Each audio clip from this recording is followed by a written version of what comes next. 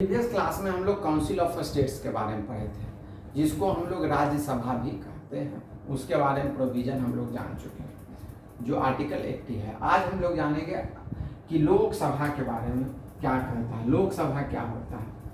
ठीक, लोकसभा को इंग्लिश में भी लोकसभा ही बोला जाता है। ऐसे इसको क्या बोला जाता है, हाउस ऑफ द पीपल कहा जाता है, हाउस ऑफ द पीपल भी कहा जाता है, या इसको लोअर हाउस भी कहा जाता है, यानी कि हिंदी में इसको निम्न सदन भी कहा जाता है। ठीक, अब देखिए इसमें क्या कॉन्स्टिट्यूशनल प्रोविजन है उसके बारे में हम लोग पढ़ेंगे। तो इसका कॉन्स्टिट्यूशन आर्टिकल 81 क्या कहता है कि इसमें मैक्सिमम जो नंबर होंगे कितना होंगे, 550 होगा, जिसमें से कि 530 जो है स्टेट्स के द्वारा अपने रिप्रेजेंटेटिव को, यानी कि स्टेट में जो लोग हैं, ठीक ना, लोगों के द्वारा डायरेक्ट रिप्रेजेंट करके इसको भेजा जाएगा। और 20 जो है वो यूनियन टेरिटरीज के थ्रू रिप्रेजेंटेटिव यहाँ आएंगे। लेकिन टोटल जो अभी स्ट्रेंथ है लोकसभा का कितना है, स्ट्रेंथ कितना है, 543 है। इसमें से याद रखिए दो जो एंग्लो इंडियंस चुने जाते थे, ठीक ना, जो दो एंग्लो इंडियंस चुने जाते थे उसको 104 या 104वां जो संविधान संशोधन है इसके थ्रू, अमेंडमेंट के थ्रू इसको क्या कर दिया गया है, इसको हटा दिया गया है। ठीक, पहले आपको पता होगा कि दो एंग्लो इंडियंस भी चुने जाते थे। ठीक, अब देखिए इसके बाद जब भी लोकसभा में सीट का एलोकेशन होता है तो उसमें जो राज्य में जो पॉपुलेशन होता है, या जो मतलब कंट्री वाइज जो पॉपुलेशन है, पॉपुलेशन की क्या बोलते हैं, रेशियोज में, अनुपात में क्या किया जाता है, सीट का एलोकेशन किया जाता है। लेकिन ये सब आर्टिकल 81 में है। लेकिन अगर 6 मिलियन से कम किसी भी स्टेट का पॉपुलेशन हो तो वहां पर ये रूल्स इम्प्लीमेंट नहीं होता है। ठीक, तो वहां पर कम से कम जो रिप्रेजेंटेटिव जो जितना होना चाहिए वो रिप्रेजेंटेटिव उतना सरकार जैसा पार्लियामेंट के द्वारा नियम बनाया जाए उस तरह से कर सकती है। ठीक, अब हम लोग बात करेंगे कि जब, यानी कि लोकसभा में सीट, चाहे लोकसभा हो चाहे राज्यसभा हो, ठीक, लेकिन हम लोग जब भी अभी बात करेंगे सिर्फ हाउस ऑफ पीपल के बारे में। ठीक, तो इसमें जब भी सीट का जो एलोकेशन होगा वो जब भी सेंसस होगा, हर एक सेंसस के बाद पार्लियामेंट जैसा चाहे उसके हिसाब से उस सीट को अलग, मतलब नंबर ऑफ सीट्स को बढ़ा सकती है ना, इस तरह से सीट्स का एलोकेशन कर सकती है। ठीक, जिसको हम लोग परिसीमन भी कहते हैं। ठीक, अब देखिए अगर पॉपुलेशन बहुत ज़्यादा हो गया, जैसे अभी देखिएगा एक एक जो कंस्टिट्यूएंसीज है लोकसभा का, उसमें आप देखिए कि 22 लाख 25 लाख तक की आबादी है। ठीक है, तो ये बहुत बड़ा काम। इसमें जो 2026 का जब सेंसस आएगा, ठीक ना, उसके आधार पर इसमें क्या किया जाएगा, अमेंडमेंट किया जाएगा। अभी देख रहे होंगे कि आप जो हमारा नया पार्लियामेंट हाउस बना है उसमें लगभग 880 प्लस सीट्स का प्रोविजन किया गया था। है क्यों? क्योंकि पता है कि अगले साल जब सेंसस होगा, ठीक ना, तो फिर जो उसके हिसाब से जो सीट्स बढ़ेगा तो कम से कम उतना बड़ा पार्लियामेंट हमारा होना चाहिए। ठीक, तो देखिए अभी जो हम लोग का जो सेंसस चलता है 1971 का सेंसस है, यानी कि ये काम आर्टिकल कौन कहता है, आर्टिकल 82 कहता है कि जब भी सेंसस हो तो सेंसस के बाद उस तरह से रीएडजस्टमेंट किया जा सकता है। ठीक, अब देखिए इसके बाद ड्यूरेशन, यानी अवधि, इसको हिंदी बोलते हैं, यानी कि कितने टर्म के लिए होना चाहिए। आपको बताए होंगे कि जो लोकसभा, राज्यसभा के बारे में तो बताए ही, लोकसभा के बारे में हम लोग चर्चा करते हैं। जो आर्टिकल 83 में क्या कहता है कि लोकसभा का जो ड्यूरेशन होगा वो 5 साल का होगा,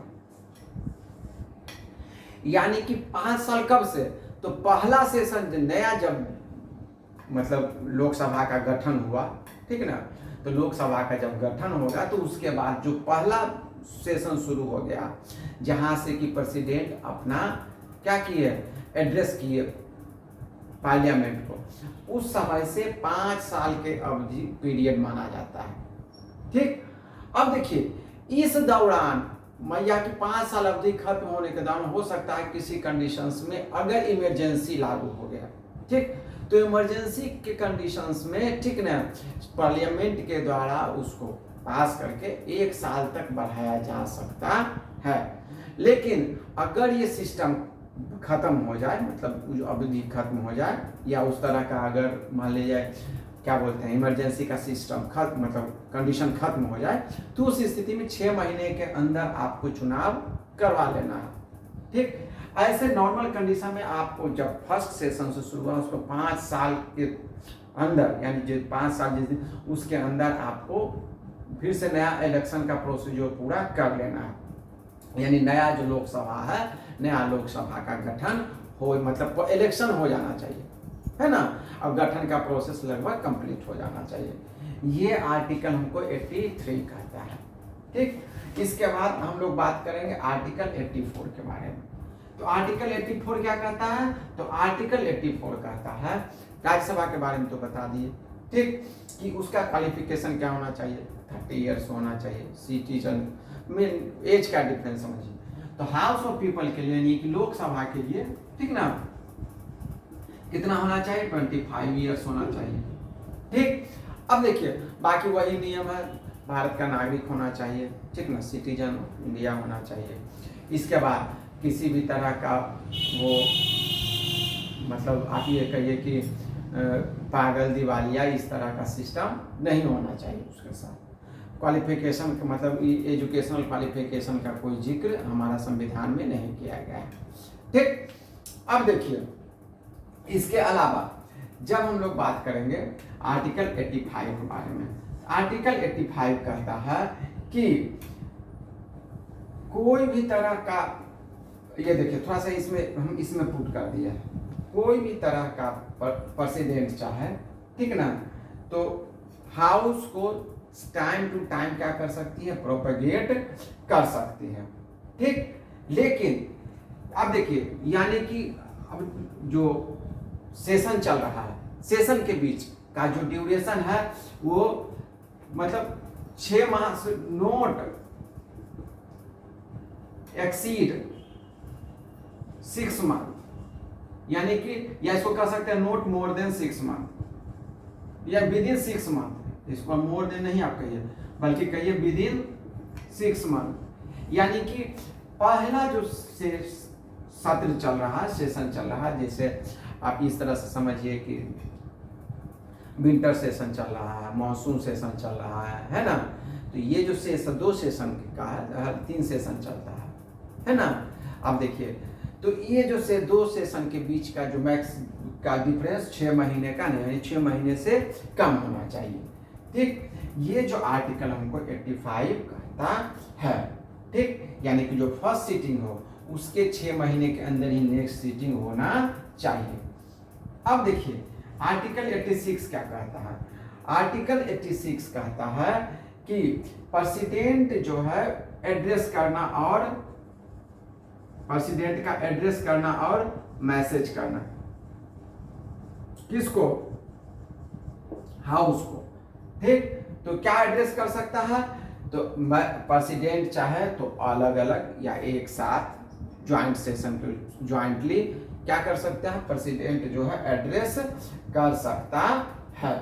ठीक, इसके अलावा कोई भी तरह का बिल अगर पेंडिंग हो, एक तो एड्रेस, उसके बाद बिल अगर पेंडिंग हो, तो बिल अगर पेंडिंग होगा तो प्रेसिडेंट जो है वो पार्लियामेंट को मैसेज भेज सकती है कि इस बिल से के लिए आप फर्दर स्टेप या फर्दर जो प्रोविजन है आप उसको पूरा कीजिए।